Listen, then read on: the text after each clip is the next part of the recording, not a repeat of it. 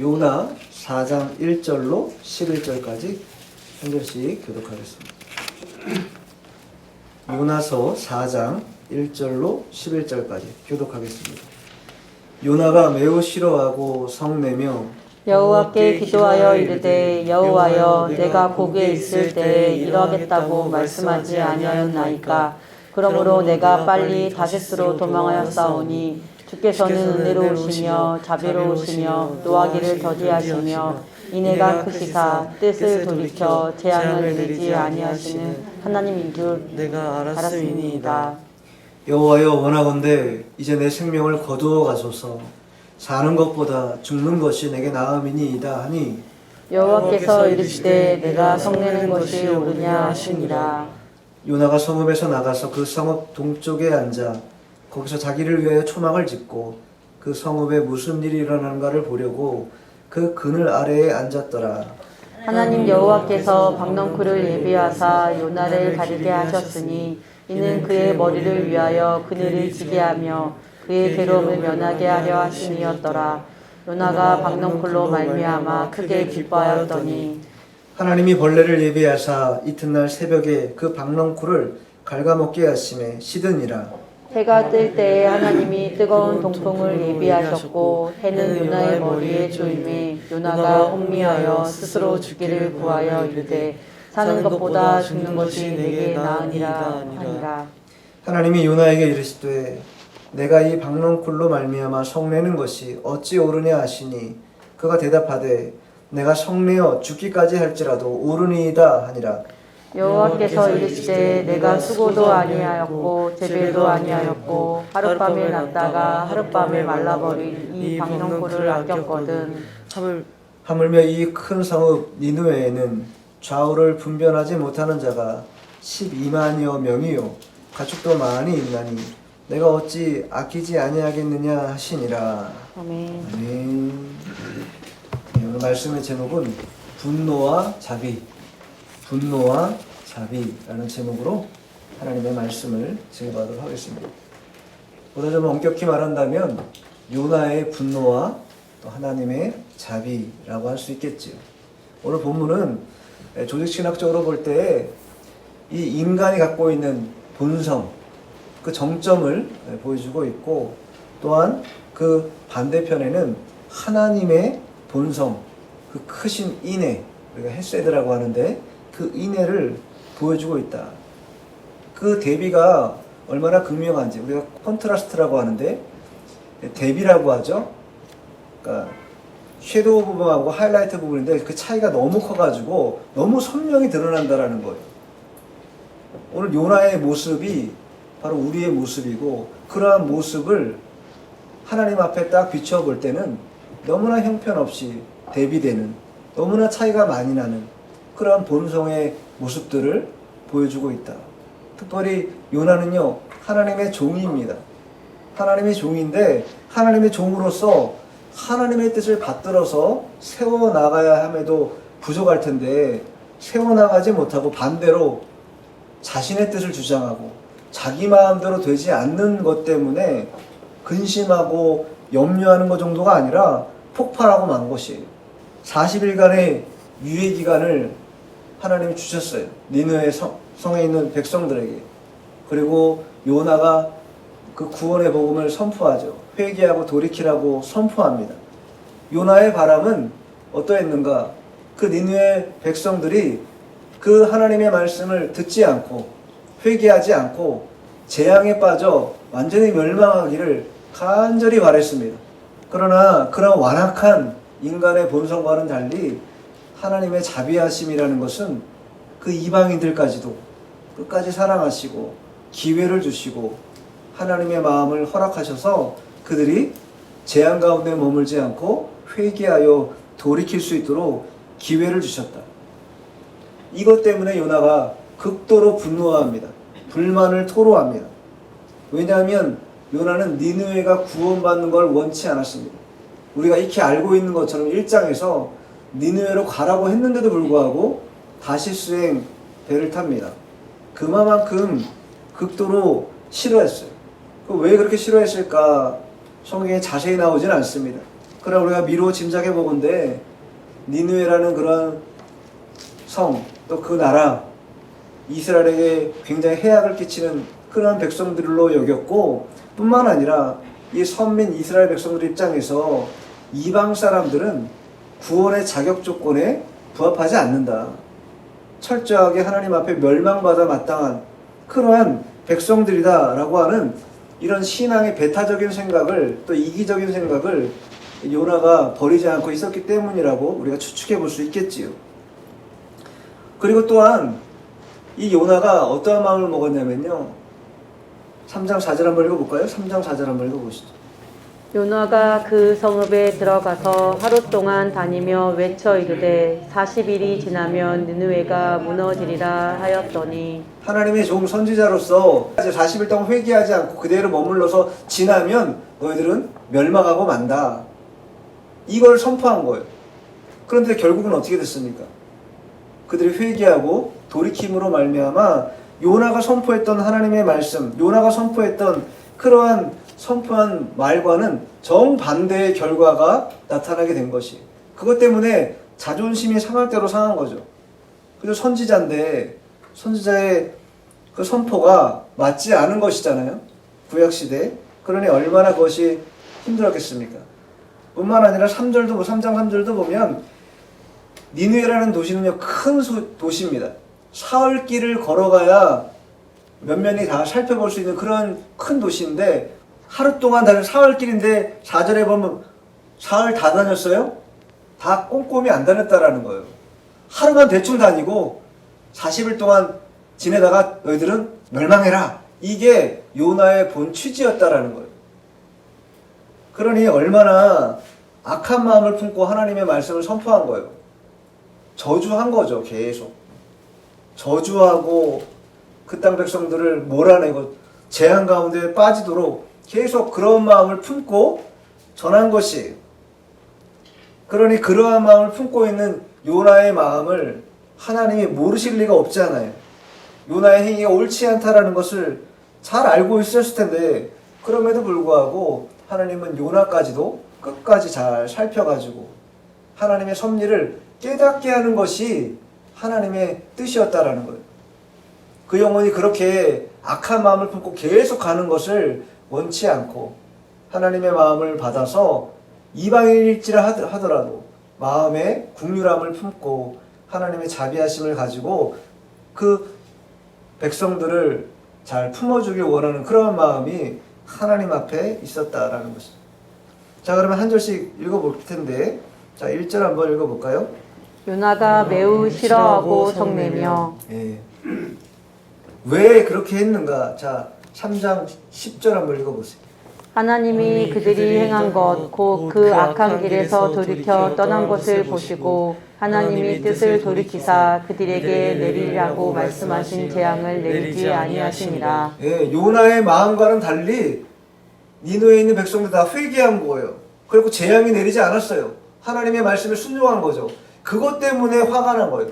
그것도 어떻게? 매우 싫어하고 성낸다. 여기 싫어한다는 건요, 히브리어로 라라고 하는데 갈기갈기 찢는다 혹은 조각조각 낸다, 이런 뜻입니다.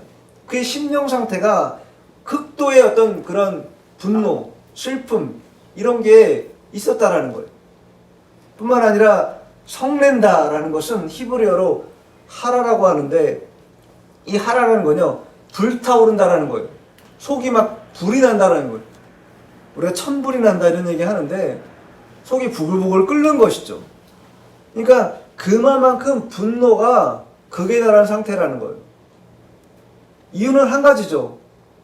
니느웨 백성들이 재앙 가운데 다 멸절당했어야 되는데 하나님 앞에 구원을 받아가지고 재앙도 내리지 않고 그대로 다 하나님 안에서 살아가는 모습을 보니까 너무 꼴보기 싫은 것이, 그런 모습이. 그러니까 요나는 그만큼 니느웨를 싫어했다. 우리가 어떤 사람을 싫어할 때 그렇게까지 싫어할 수 있을까 싶긴 해요. 여러분 누가 그렇게까지 극도로 증오할 만큼 싫어하는 사람들 있습니까? 일반적으로 보면은 그렇게까지 극도로 싫어할 만한, 증오할 만한 그런 사람은 없을 것 같다라는 생각이 드는데, 어쨌든 이 요나는 니느웨 백성들에 대하여 그러한 마음을 먹고 있었다. 그냥 얼마나 끔찍한 마음입니까? 하나님의 마음을 품지 못하고 특별히 하나님께서 행하신 일임에도 불구하고 하나님이 행하신 일을 뭐 한 거예요? 매우 불만을 갖고 싫어하고 성을 내기 시작했다. 화를 내기 시작했다라는 거예요. 그러니까 그 속에 무엇이 있었는가? 요나라고 하는 사람이 갖고 있는 개인주의적인 자기중심적인 사고방식, 하나님이 종임에도 불구하고 자기중심에서 벗어나지 않고 개인주의적인 그러한 사고방식을 떠나지 않는 그런 마음이 결국 자기 뜻대로 되지 않자 뭐한 거예요? 분출되기 시작한 거예요. 폭발하기 시작한 겁니다. 자기중심적인 사람들은 대체적으로 자기를 드러내길 좋아합니다. 자신을 세우기를 원해요. 그리고 자신을 세우는데 온 힘을 기울입니다. 다른 사람 돌아보지 않습니다. 내가 중요해요. 언제나 내가 중요해. 내가 중요하고 내가 잘 되는 게 가장 우선적인 그러한 목표입니다. 그런데 하나님의 일들을 감당하는, 특별히 예수 그리스도를 믿는 성도들이라고 한다면 결코 자신에게 집중된 자기중심적인 그러한 생활이나 신앙을 가지고서는 결코 하나님 앞에 영광 올려드릴 수도 없고 하나님의 뜻에 맞도록 순종할 수도 없다. 예수님께서 말씀하신 것처럼 자기를 부인해야 된다라는 거예요. 자기 십자가를 져야 된다라는 거예요. 세례 요한이 그랬던 것처럼 그는 흥하여야 하겠고 나는 쇠하여야 하겠다는 이런 각오를 가지고 나아가야 될 텐데 요나는 그런 마음이 전혀 없었어요. 도리어 하나님의 뜻에 반하게 행동하길 원했고 하나님 뜻대로 되어진 것이 불만족스러운 그러한 마음을 가졌다라는 거예요. 자, 본문 2절 읽어보겠습니다. 여호와께 기도하여 이르되 여호와여 내가 고국에 있을 때에 이러하겠다고 말씀하지 아니하였나이까. 그러므로 내가 빨리 다시스로 도망하였사오니 주께서는 은혜로우시며 자비로우시며 노하기를 더디하시며 인애가 크시사 뜻을 돌이켜 재앙을 내리지 아니하시는 하나님이신 줄을 내가 알았음이니이다. 요나는요 하나님의 본성을 언제부터 알았어요? 내가 고국에 있을 때부터 알았다라는 거예요. 즉 하나님이 니느웨로 가라 명령하기 전부터 이미 하나님이 그 땅을 회복시키시고 그 땅을 구원하시고 노하기를 더디하시고 인애가 크셔서 그 영혼들을 불쌍히 여겨서 재앙 내리질 않고 구원해 준다라는 것을 알았다라는 거예요. 근데 알았음에도 불구하고 뭐 한 거예요? 도망가기 시작한 거예요. 끝까지 저항한 거예요. 자기 고집을 버리지 않았어요. 하나님의 인애가 그 헷세대의 인애가 베풀어질 것을 알았고 하나님의 자비로우신 성품이 어떠한지도 알았어요. 그럼에도 불구하고 그는 자기 고집을 꺾지 않았다. 계속해서 자기 뜻대로만 하려고 했어요. 인간에 대한 증오, 민족에 대한 증오심이, 적개심이 하나님의 뜻보다 먼저 앞섰기 때문이죠. 그렇기 때문에 자기 속에서 분노하고 화가 치밀어 오르는 그런 상황이었다라는 거예요. 근데 잘 생각해 보세요. 이 하나님께서 이 니느웨 백성들에게 베푸신 이 헷세대의 은혜라는 것은 비단 니느웨 사람들에게만 베풀어진 건 아니었습니다. 요나 2장에 가보면요, 요나가 물고기 뱃속에 들어갑니다. 그때 뭐합니까? 부르짖으며 간거에 기도해요. 그리고 그 요나에게, 그 부르짖는 요나에게 하나님이 무엇이 임합니까? 하나님의 자비가 임해요. 동일하게 하나님의 인애가 요나에게도 임합니다. 그렇기 때문에 그가 살아난 거예요. 그런데 지금 뭐라고 말합니까? 하나님의 인애는 나에게는 적용되는 게 맞고 또 합당한 원리라고 한다면 저 이방 백성들에게 주는 하나님의 인애라는 것은 불필요하다. 있어서는 안 될 것이다. 이렇게 생각하고 있다라는 거예요. 마치 내로남불 같은 거죠. 나에게는 괜찮고 나에게는 관용적으로 그것이 충분하고 당연히 받아야 되는 것이지만 그러나 다른 이들에게는, 이방 백성들에게는 그것이 추상같이 결코 내려서는 안 될 것이라는 그러한 마음을 품고 있었다라는 거예요. 얼마나 이율배반적인 마음입니까? 나는 괜찮고 너는 안 돼. 이 원리니까. 이게 인간이 가지고 있는 본성이라는 거예요.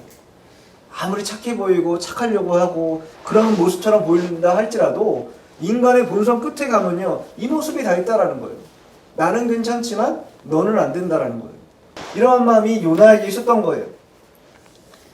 그러니 이런 하나님의 인애와 자비가 니느웨 백성들에게 베풀어진 것에 대해서 아주 분노하면서 자기 자신에게 있었던 그 감사도 다 잊어버릴 만큼 화가 나버린 거예요.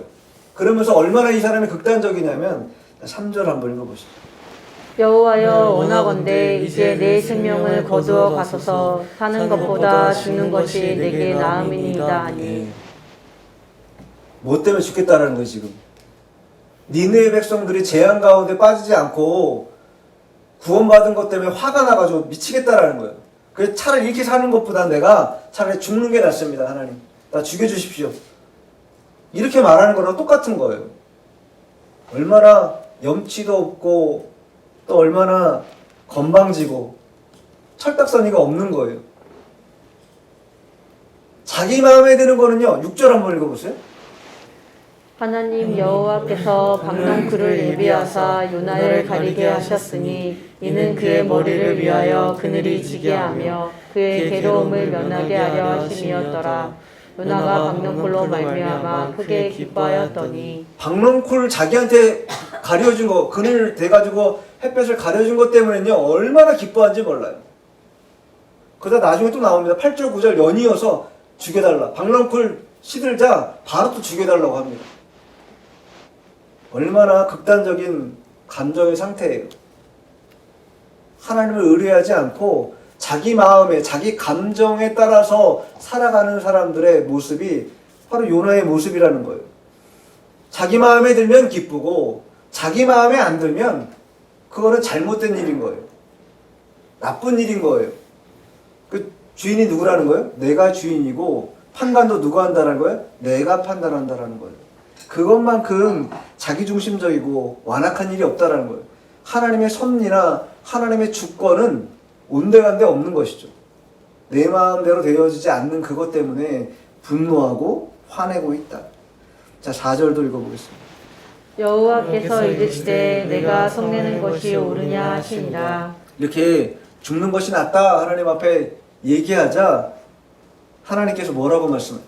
성내는 것이 옳으냐? 이건 뭐예요? 반어법을 쓰신다는 거예요. 대체적으로 그렇지 않다라는 거죠. 너 성내는 거 나한테 성내는 거 옳지 않아. 이렇게 말씀하시는 거예요.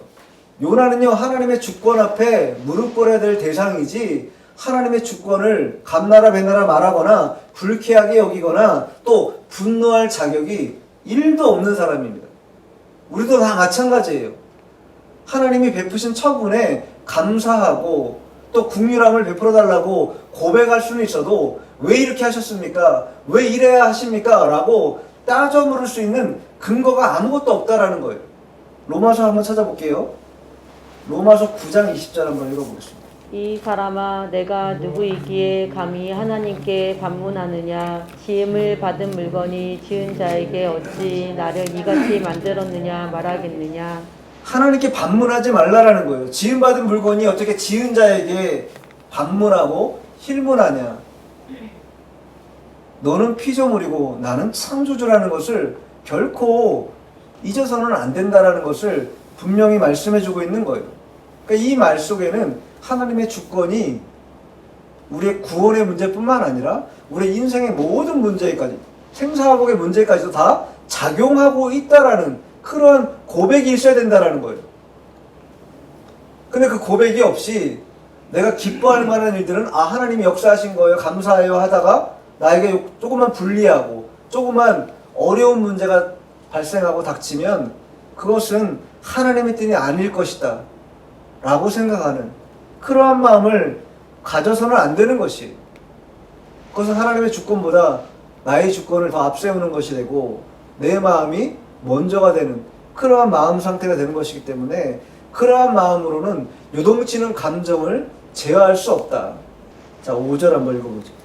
요나가 성읍에서 나가서 그 성읍 동쪽에 앉아 거기서 자기를 위하여 초막을 짓고 그 성읍에 무슨 일이 일어나는가를 고려하고 그 그늘 아래에 앉았더라. 성내는 것이 옳으냐? 다시 하나님께서 요나에게 반문하셨잖아요. 근데 이런 방법 아닙니다 주님. 답하지 않아요. 그죠? 답하지 않고 뭐 합니까? 그냥 저기 가가지고 자기를 위하여 초막을 져요. 자기를 위하여 초막 짓고, 그것도 저기 한데 그 다음 뭐라고 말씀합니까? 그 성읍에 무슨 일이 일어나는가 보려고. 재앙 내리나 안 내리나 그거 보려고 지금 초막 짓고 그거 구경하겠다는 거. 지금 거기 앉아가지고 동쪽에 앉아가지고 뜨거운 햇빛 피하기 위하여 자기를 위해서는 초막을 지을 줄 알면서 하나님의 자비하심을 따라서 이 좌우를 분별하지 못하는 그러한 자들이 12만여 명이나 있는 이 니느웨 성읍이 재앙받는 거, 그거는 멸망당하든지 말든지 아무런 상관없다라고 말하는, 또 그렇게 생각하고 있는, 전혀 자비심도 없고 전적인 이기적인 마음만 갖고 있는 요나의 모습이 오늘 5절에 그 고스란히 다 드러나고 있다라는 거예요. 얼마나 어처구니 없는 일입니까? 12만 명 이상 뭐 죽어나가도 나는 상관없다라는 거예요. 나만 잘 햇빛 피하고 잘 그거 관전하면 되겠다, 이런 생각하고 있다라는 것이죠.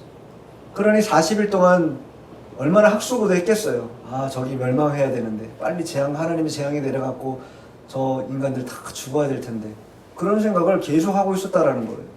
좀 극단적이긴 해도 이러한 마음이 인간이 가지고 있는 본성이라는 거예요. 천차만별로 드러나는 게 각양각색이라 그래서 그렇지 결국은 다 그와 같은 모습에서 떠나지 않는다. 그래서 우리가 항상 우리는 무익한 종인 줄 알아야 된다는 거예요. 특별히 예수 믿는 사람은 더더욱이 무익한 종인 줄 알아야 된다는 거예요. 뭔가 할 수 있는 게 없어요. 할 수 있는 능력도 없을 뿐만 아니라 내가 뭔가를 한다고 해서 뭔가 좋은 결실을 맺을 수도 없다라는 거예요. 오히려 하나님 앞에 간구하고 매달려서 하나님의 처분을 받는 것, 그것이 더욱더 합당한 일이라는 거예요. 요나 보십시오. 자기 뜻대로 뭔가 해보려고 얼마나 발버둥칩니까? 그러나 결코 요나의 뜻대로 되어지지 않는다. 자, 6절 읽어보죠. 본문 6절. 하나님 여호와께서 박넝쿨을 예비하사 요나를 가리게 하셨으니 이는 그의 머리를 위하여 그늘이 지게 하며 그의 괴로움을 면하게 하려 하심이었더라. 요나가 박넝쿨로 말미암아 크게 기뻐하였더니. 여러분들이 만약 하나님의 그런 심정이라고 하면 요나에게 어떻게 하겠습니까? 당장이라도 이 녀석 이렇게 한 말씀 할 수도 있는데, 하나님 여호와께서 박넝쿨을 예비하사 요나를 가리게 하셨다. 왜? 머리를 위하여 그늘이 지게 하고 그 괴로움을 면하도록 하기 위해서 요나에게 박넝쿨을 예비해 주셨다라는 거예요. 이 박넝쿨의 그 중동 지역에서 큰 잎사귀를 가진 그런 식물인데, 그것이 옆에 이렇게 있으면 얼마나 그 강렬한 햇볕을 가려줬겠어요. 그러니까 그것 때문에 하반절에 말하고 있는 것처럼 크게 기뻐했다. 요나가 크게 기뻐했다, 이렇게 말하고 있지 않습니까? 요나는 크게 기뻐한 것만 부각되는데 사실은 그렇게 크게 기뻐할 수 있는 이유는 뭐냐면 하나님 여호와께서 박넝쿨을 예비하셨, 이게 훨씬 더 중요한 포인트라는 거예요. 자, 1장에도 보세요. 자, 1장 17절도 한번 읽어보세요. 여호와께서 이미 큰 물고기를 예비하사 요나를 삼키게 하셨으므로 요나가 밤낮 3일을 물고기 뱃속에 있으니라. 네. 요나가 물속에 빠져가지고 바닷속에 빠져가지고 허우적거릴 때에도 하나님이 다 예비하셨다라는 거예요.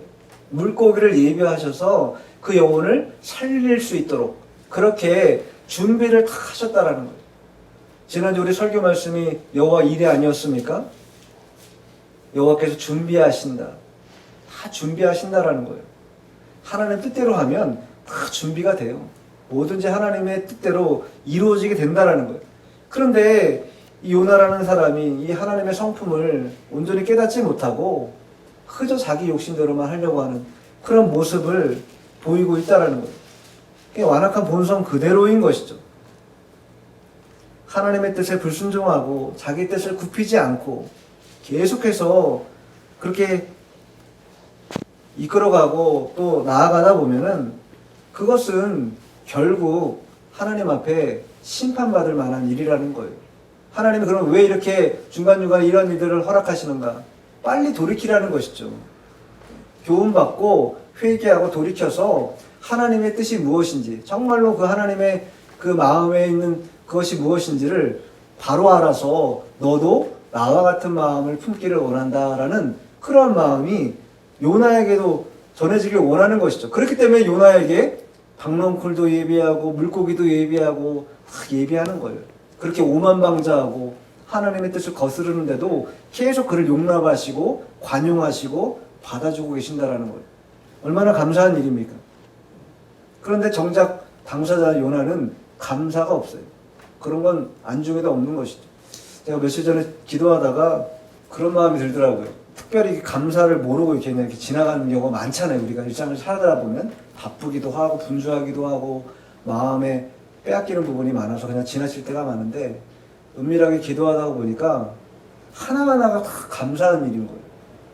무엇보다도 이 나라는 사람이 50년 가까이 뭐 길지도 않은 그런 인생이긴 한데 살아오는 동안 그래도 우리 가족이 또 아내가 있고 또 사랑하는 자녀들이 넷이나 있고 또 그들이 알게 모르게 또 아빠를 응원해주고 또 남편을 응원해주고 또 뿐만 아니라 또 우리 교회 성도들 한 영혼 한 영혼에 또 부족한데도 불구하고 우리 목사님 하면서 잘 이렇게 또 섬겨주시고 또 우리 주변의 동료 우리 목사님들 이 목사 잘한다 열심히 한다 칭찬해주고 격려해주고 위로해주고 그렇게 돌아보니까 주변에 참 좋은 사람들이 많다. 정말 하나님이 내 주변에 많은 좋은 분들을 붙여주셔가지고 마음이 꺾이지 않고 힘을 내서 하나님 일을 잘 감당하라고 그렇게 해주신다. 그래 얼마나 복받은 것인가 이런 생각이 들더라고요. 그러면서 참 내가 참 복이 많은 사람이구나. 참 받은 게 많다. 정말로 하나님 은혜가 넘치는구나. 그런 마음이 깊이 들기 시작하는 거예요. 그러니까 다른 곳에서 어떠한 것들을 구하는 것이 아니라 작은 것이지만 그 속에서 찾아보면 정말 귀한 것이 많다. 감추어졌으나 그것을 조금만 손으로 거치면은 다 드러나고 나타나는 것이 얼마나 많은가. 조금만 더 하나님 앞에 나가서 기도하고 생각해 보면은 다 문이 열리고 다 해결되어진다라는 거예요. 근데 막 자기 뜻대로 안 된다고 불평하고 원망하고 환경은 바뀌지 않았습니다. 전혀 바뀌지 않아요. 그러나 결국 우리의 마음이 요동하는가 요동하지 않는가 그 차이인 것이죠. 요나가 하나님 앞에 좀 더 차분하게 좀 더 진중하게 인내하면서 하나님의 일들을 잘 살펴봤다면 하나님이 왜 이런 일들을 행하시는가 깨달았을 수도 있었을 것입니다. 그러나 그의 감정이 어떻겠어요? 불같았어요. 금방금방 순간순간 상황에 막 폭발하기 시작하는 것이죠.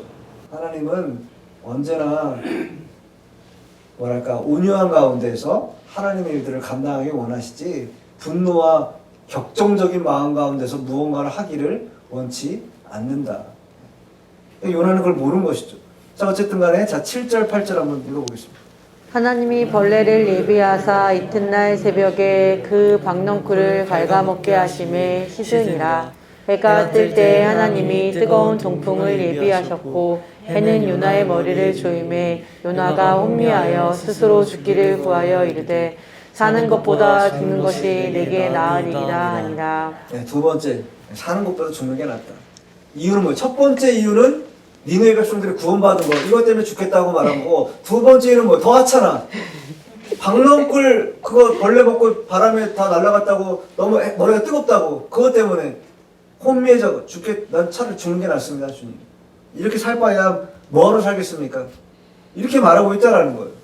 이런 상황, 이런 극단적인 사람은요 대한민국 다 죽어야 돼 그러면. 그러지 않겠습니까? 어쨌든 이 말씀의 중심은 뭐냐면요 하나님이 예비하신 박넝쿨 왜 예비했다가 왜 금방 하루 만에 다 걷어가셨겠어요? 깨달으라는 것이에요. 교훈을 받으라는 것이에요.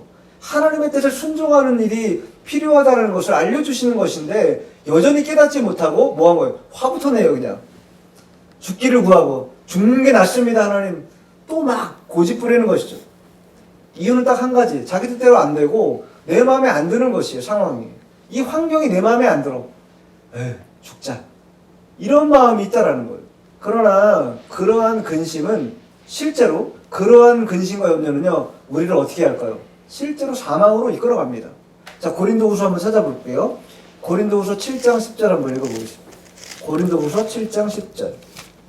하나님의 뜻대로 하는 근심은 후회할 것이 없는 구원에 이르게 하는 회개를 이루는 것이요 세상 근심은 사망을 이루는 것이니라. 세상 근심 뭘 이뤄요? 사망. 예. 요나같이 자꾸 세상 근심하고 내 마음에 있는 감정 컨트롤 안 돼가지고 막 분노하고 그것 때문에 죽겠다고 말하면은 실제로 사망을 이룬다라는 거예요. 그러나 하나님의 뜻대로 하는 근심은 후회할 것이 없는 구원에 이르게 한다. 또 회개에 이루는 것이다. 하나님 앞에 하는 근심과 내가 개인적으로 하는 근심이 이렇게 극명하게 차이가 난다. 근데도 불구하고 요나는 여전히 자신의 그러한 잘못을 깨닫지 못하고 있는 거예요. 그냥 못마땅한 거죠. 박넝쿨 없어진 게 못마땅한 거예요. 자, 9절을 읽죠. 하나님이 요나에게 이르시되 내가 이 박넝쿨로 말미암아 성내는 것이 어찌 옳으냐 하시니 그가 대답하되 내가 성내어 죽기까지 할지라도 옳으니이다 하니라. 처음에는 답하지 않았어요. 그죠? 처음에는 성내는 것이 옳으냐 하니까 답 속된 말로 쌩 하고 그냥 가가지고 자기 초막 져놓고 저 빨리 안 망하나 그거 보고 있었는데 두 번째로 그런 경험을 하니까 이번에 뭐라고 답해요? 내가 성내어 죽기까지 할지라도 옳다. 자신이 하나님보다 더 옳다라는 거예요.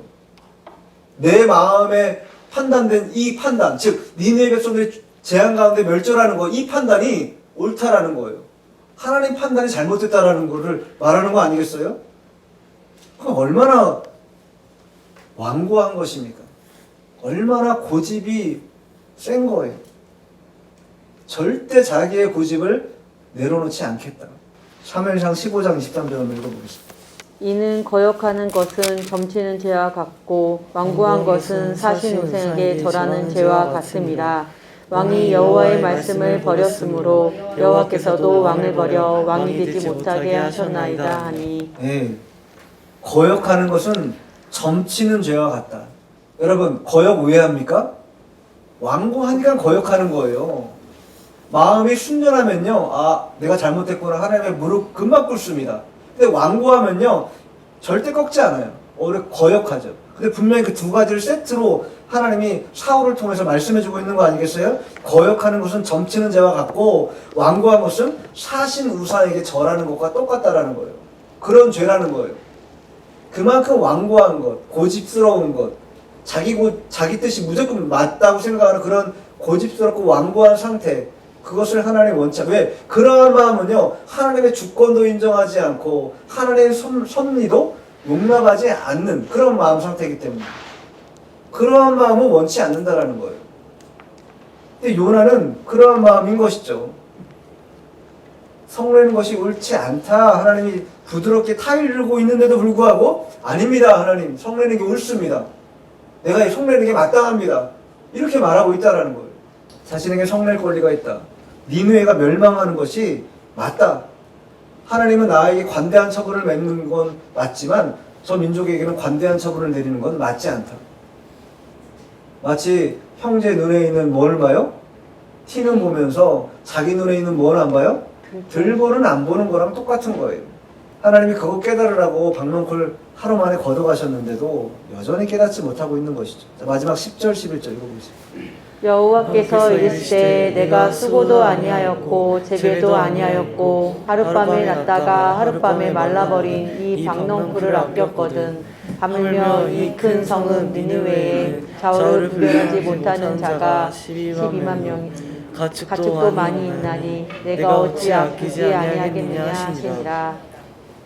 너는 박넝쿨 그거를 얼마나 그렇게 아꼈니? 너가 그것도 그렇게 아꼈는데 그 하잘거는 식물도 그렇게 아꼈는데 아버지의 마음은, 하나님의 마음은 이 니느웨 백성 좌우를 분별하지 못한다는 건요, 어른이 좌우를 분별 못합니까? 좌우를 분별 못한다는 거 아이들을 말하는 거예요. 그런 아이들만 12만여 명이 된다는 거예요. 이게 얼마나 큰 도시예요. 그러한 도시를 멸망케 하는 것이 아버지의 뜻은 아니라는 거예요. 거기에서도 구원하는 백성들이 있다라는 것이. 근데 요나는 그러한 하나님의 마음을 깨닫지 못하고 자기 고집대로, 자기 완고함대로 일을 처리하려고 끝까지 고집을 꺾지 않은 것이죠. 그러니까 인간이 이렇게 부패함이라는 것은 고치기가 쉽지가 않다. 상당히. 요나의 분노는 합당하지 않았습니다. 요나는 고난 후에 물고기 뱃속에 들어가는 그 고난을 겪었지 않았습니까? 그럼 그 고난을 겪었다면 나와서만큼은 철저하게도 하나님 앞에 순종하는 그런 마음을 가졌어야 되는데 고난을 그렇게 극심하게 겪었음에도 불구하고 뭐 한 거예요? 자신의 고집과 완고함을 버리지 않고 계속해서 자기 뜻대로만 하려고 했다라는 것이죠. 그런데도 불구하고 하나님의 자비하심은 끝까지 그러한 요나까지도 잘 살펴서 보듬어 주시고 하나님의 긍휼하심으로 깨달을 때까지 계속해서 합당하냐 또 물으시고 합당하냐 또 물으시고 화를 내도 받아주시고 이러한 하나님의 마음이 오늘 본문에 잘 드러난다. 하나님의 헤세드를 우리에게 허락해 주셔서 인애로 하나님의 사랑으로 자비하심으로 끝까지 우리를 살펴주고 계신다. 이 대비를 잘 살피고 깨달아야 합니다. 그래야 나의 본분을 알아요. 아, 내가 경거망동하면 안 되는 사람이구나. 언제나 겸손하게 하나님에게도 겸손하게 사람들에게도 겸손하게 할 수밖에 없는 그런 무력한 자라구나 라고 알아야 된다는 거예요. 그렇지 않으면 쉽게 우리도 우리의 부패성으로 말미암아 걸려 넘어질 수밖에 없는 자들이다. 오늘 본문이 우리에게 교훈하고 있는 것입니다. 기도하겠습니다.